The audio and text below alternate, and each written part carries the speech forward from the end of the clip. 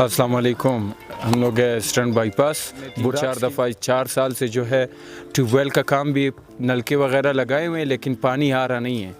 और ये अपनी मदद आप हम लोग ने नालियाँ शुरू किए हुए हैं।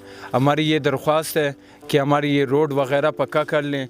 नसीर शावानी के पास हम लोग गए, उन्होंने कहा कि भाई हम लोग अपोजिशन में हैं, तो उन्होंने हमें इग्नोर किया। और उसके बाद जो है नसरुल्लाह ज़ेर को फिर हम लोग ने दावत दी, तो नसरुल्लाह ज़ेर ने दावत का इख्तिताम भी किया खैर से। और काम का हम लोग से वादा किया हुआ था, लेकिन काम नहीं किया इन्होंने। तो हमारी ये गुजारिश है तो ये हमारी रोड वगैरह पक्का हो जाए। लोगों को भाई दिक्कत होती है, ना बूढ़े जा सकते हैं, ना बूढ़ी औरतें जा सकती हैं।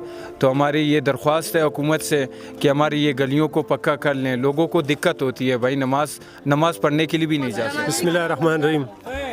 द बोराक स्कीम बाईपास نو زموږ د ګلیانو ماحول ډېر خراب دی، حالات داسې دي د نالیانې نسته، د اوبو ډېره غټه پریشاني ده، نه کوچنیان تللی سي، نه نمانځګزاره خلک ماسجد ته تللی سي.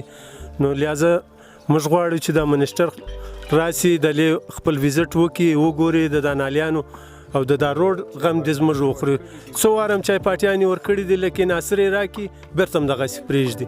نو لہذا موږ د دوی سره ریکویسټ کوو، ټویل چې دی تقریبا د 3-4 کاله سه هر کور ته نلکې راغلي دي، لیکن اوبه نشته.